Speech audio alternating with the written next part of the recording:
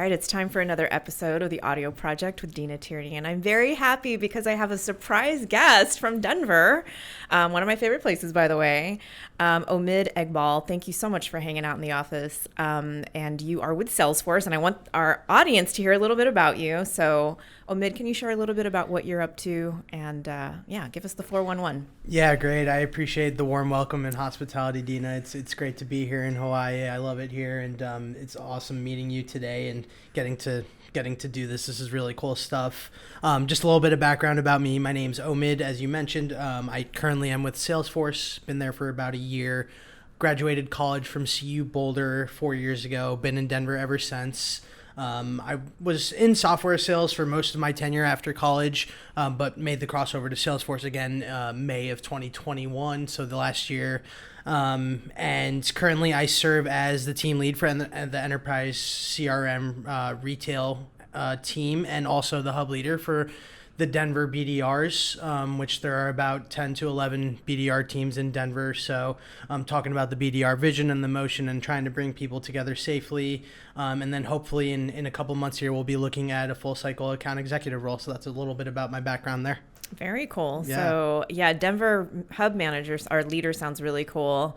How do you get creative on bringing people together in this environment now? Is everybody excited? Like, what's it been like? You know, it's funny that you asked, because we're trying to make people have FOMO. So the people that don't come in, we're trying to show them that we're having a really good time and we're all vibing, and we're creating that kind of ohana, and we're bringing aboard Slack and MuleSoft. And to your question, I think that's the number one thing, is not making those divisions of the business feel siloed. They are part of Salesforce. They are a part of our ohana. And in order to drive a Denver culture, we need them involved, and we would love for them to be a part of that, because we're having the time of our lives, and we want everyone to be welcome and have open doors. And with relaxed COVID policies, I think that there's no better time to currently roll out some of the things we're doing, like career panels, networking events, happy hours, stuff like that. So the secret sauce has many layers, but it's definitely getting traction, and I'm so excited to see what we can do here. Very cool. I think everyone should have part of their strategic vision, FOMO approach to bring people together. Yeah. That's a good one. Yeah. So tell me about the work that you do on the sales side, specifically in the retail industry. I'd love to hear how Salesforce is used in the retail space. By the way, we have a lot of retail companies in Hawaii, some very small, some larger, as you would imagine. But just for our audience, I'm sure they'd love to hear more about how Salesforce is used in the retail industry. Yeah. So for me personally, I am on the enterprise side of the house. So a lot of the customers I handle are larger restaurants, retailers. Some we're very familiar with, some not as familiar. But basically the way we get involved is we're fortifying their expansion through analytics, sales, service, connecting that fortification through MuleSoft, allowing them to build their digital HQ through Slack. We're earning our seat at the table as Salesforce by kind of asking them questions of how they're supporting these visions. And because we're in the enterprise space, it sometimes takes a lot of few exercise meetings or vision meetings before we can get to a buying process first. So building our point of view and understanding the people's roles and how we can help and what the challenges they're facing are is really kind of the gravy on the potatoes for us, and helping us solve those business challenges, help you, help them, help us kind of thing. Yeah, that's cool. No, it's a good point about the enterprise. And I think, if anything, some of the smaller businesses probably could, adapt and move very quickly. And the enterprise level, definitely a lot of things that you got to kind of work through and strategize and loop everyone in together. So that's cool. That's cool. So speaking of that, what are some of the biggest challenges that you've seen Salesforce solve for retailers? Yeah, I would say right now, especially post-pandemic, selling online is a non-negotiable for every retailer out there. It's a $30 trillion industry almost, and retail sales grew by 10%. 10% of $30 trillion, that's $3 trillion that we saw growth in online sales alone. So I would say number one is kind of moving to that buying experience where buyers can go and check out online and expect, not a long lead time on their delivery for their products. And while there is a rapid bounce back to the in-person experience, the retailer needs to have more channels and like kind of an omni-channel approach of which way the customer can guide through their buying experience. That's number one. Number two is like making that buying experience as seamless as possible. How many clicks before I can add this in my cart? How many clicks or typing or keystrokes do I need to do to have this information saved? Does my loyalty program match up with it? As we all know, it costs way more, not only from a resource perspective, but from a time perspective as well, to acquire new customers than it is to retain the ones that are already on our book of business. So does that seamless buyer experience stand out? Is it helping you retain customers? Are they coming back to your store and browsing other items because of that experience they had? And that goes into kind of a third one, is attracting that customer loyalty. And I would say, honestly, 3A is like keeping up with those changed kind of interpretations of what it means to buy something. It's no longer we have to go in the store anymore. Now we should be able to just type it in or have a bookmark on our tabs, be able to type in a few things about our information, have our shipping information saved, and have that delivered to our doorstep in as little time as possible. And with that, I would say that number 4/4A would be contactless, seamless paying, checkout, and eliminating kind of the cart turnover side of the house that a lot of businesses are challenging. And then I do have one that I personally want to add into that, is being mindful about our carbon footprint and holding our suppliers to that same standard, carbon accounting, tracking nets 1, 2, and 3 emissions, and again, like I said, keeping our suppliers in the loop on that, and creating a win-win scenario for us as Salesforce, our customers, and their suppliers and their buyers as well, so that we can preserve our resources for future generations. That makes sense. That's cool. Does service come into play too? From a customer service standpoint, are retailers really focused on how they provide more omni-channel experiences, not just on the service side, after they've sold a product or maybe leading up to that? I'm curious on the service side. Yeah, for the service side, I would say a lot of customers are because of this online buying experience that I'm talking about, that transformation is changing the business model as a whole. So call centers are transforming as well with that. So I think one of the things Service Cloud does best is increase CSAT scores and scale those customer service departments by allowing that seamless all-in-one integration with their CRM, with their analytics platform, with Slack, their internal vocalization and communication platforms, stuff like that. I would say is where I've seen a lot of my customers have seen success with Service Cloud. Makes sense. Okay, cool. What are your thoughts on, where you see the industry going maybe in the next several years? And I think specifically when I think about whether it's some new tech or some innovation area, how do you see that playing a role in retail? I don't know, curious on your thoughts. Yeah. It's crazy what the transformation that's going on right now, and I might be a little biased because I am a millennial, but we call it the Internet of Things and Industry 4.0 revolution, where literally this is as impactful as the Industrial Revolution, where AI and machine learning, like robots, are helping consolidate costs of the business, suffice labor shortages, improve speed, efficiency. I mean, there's a supply chain dilemma out there globally, not just in the United States right now, and being able to track all that information through data and analytics, and being able to present that information seamlessly to stakeholders without pointing out each and everything. This is where this makes an impact. This is where that makes an impact. Having those machines and that those machine learning and AI capabilities is going to allow businesses to leverage this industrial revolution and hopefully accelerate their growth. Yeah, that makes a lot of sense. Yeah, it's crazy right now thinking about the supply chain and all the other bits that are in that process. Yeah. And how much they're affected. But that's a good point, how the tech can play a role. Yeah. And a lot of our customers are talking about, they may not say this phrase, but doing more with less. That's certainly been the theme. And so I think where technology can come in and really make a difference is in those areas you just mentioned. What about consumers? So when you think about the end user, the consumer, the buyer, what trends are you sort of fascinated by at the moment, especially kind of coming on the heels of everything that we've been through over the last 2 years? Yeah, that's a great question. One that really sticks out to me is how health conscious. So I handle a lot of restaurants at Salesforce. How health conscious the community has gotten. It is affected by the age group that's currently buying houses and starting families and stuff like that. But in general, I would say the total population, even the ones that were born behind millennials, are becoming more health conscious of everything. So having sustainable menu options, vegans, vegetarian, even like food and meat that has less of a carbon footprint to transport from point A to point B to the restaurant to be cooked and stuff like that. I would say with the majority of the grocery stores and restaurants, that's a number one trend they're facing right now.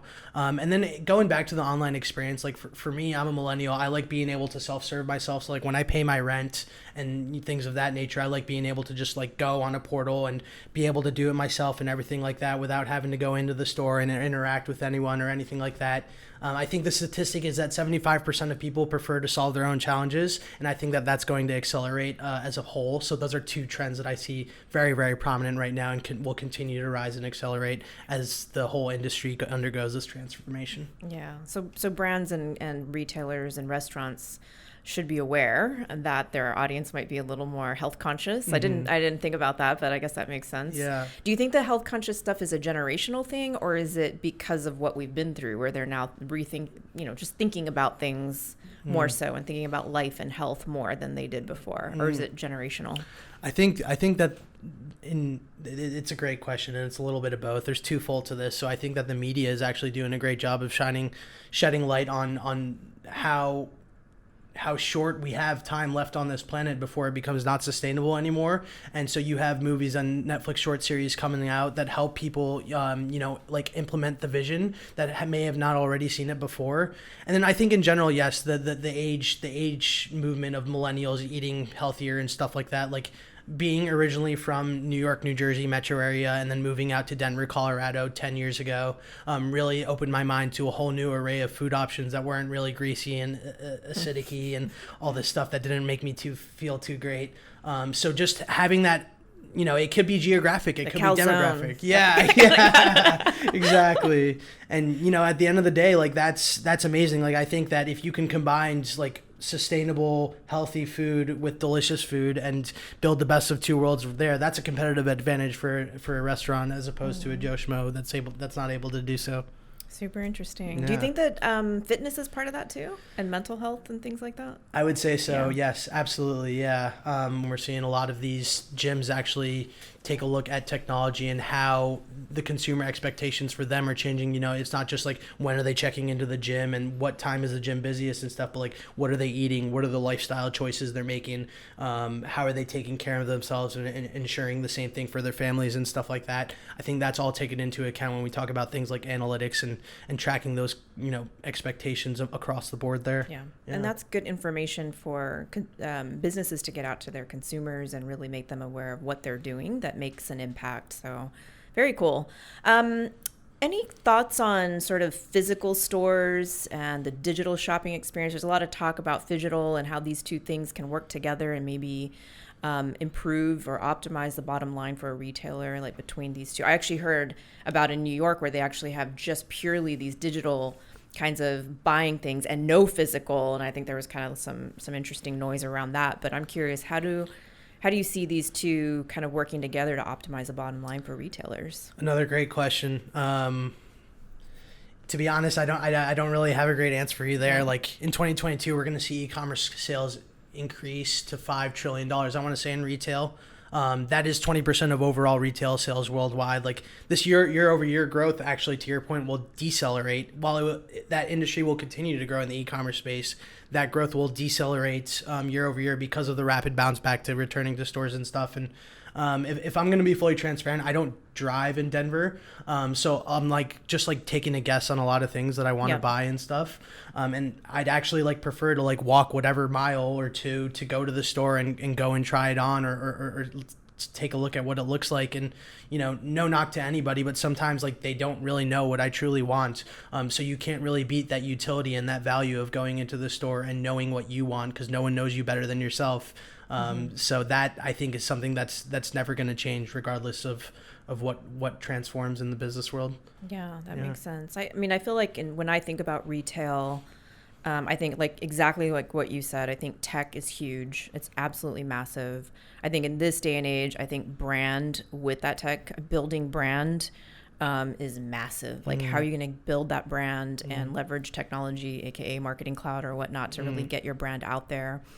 But I think it's interesting, the whole blending of lines between the physical stores. And it's been really interesting to watch how different organizations have figured out, or trying, I guess you could say, to figure out how the two work together. I know years ago, before the pandemic, I was a member of a wine club, actually Gary Vee's wine club, and he would send it, and then he also had with it a YouTube video of him tasting along with you. So it was like this blending of, okay, I've got this digital experience, and now I'm like, it's physically here, and I have this connection. I also read about like a clothing store, I think it was, that like once you bought this particular thing, once you arrived at your place, you'd get like this like a customized playlist or some digital thing that kind of made you remember the product or bond with the product on a digital level. Yeah. So I'm really interested to see how companies are going to kind of bring that to life, and then other things with like the unique product that's in store versus what's, you know, online, and kind of trying to complement each other in terms of what the buying product selection is. So it'll be cool, but I love retail. It's cool that you're in that space. And I think that would be awesome. So I would love to do a little mini get to know you. We're going to do some hot takes. Sounds good. So we'll get started. Skiing or snowboarding? Snowboarding. Nice. Okay. Poke bowls? Yes. A fast yes. Yes, of course. Green chili? Yeah, it's actually invented in Denver. Yes, that's why I brought it up. Yeah, I was like, okay, that's my go-to thing when I'm in Denver. I got to try it out. But I'll have to hit you up for the best. What's the best place? Oh, there's so many. I would say Los Chingones. I'll next time you're in Denver, we'll have to go. Nice, nice. Yeah, I love green chili. Yeah. Influencers.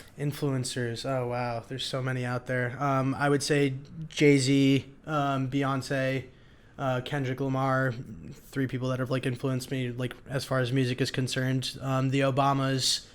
Wow, what a great question. Even my parents, I think, in general, just.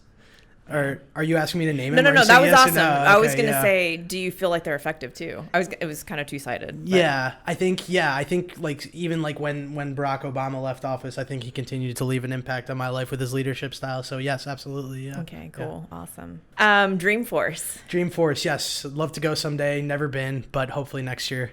All right. Cool. Have you been? I have. How was it? It's great. Oh. It's really fun. It's definitely a cool gathering. But yeah, I guess it's back on this year, so we'll see how we go. Yeah, I love the incorporation into Hawaiian culture too that they have going for them as well. Yeah, it's super cool.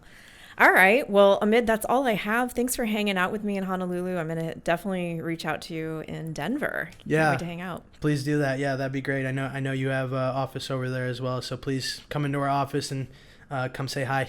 Will do. Thank you. Thank you.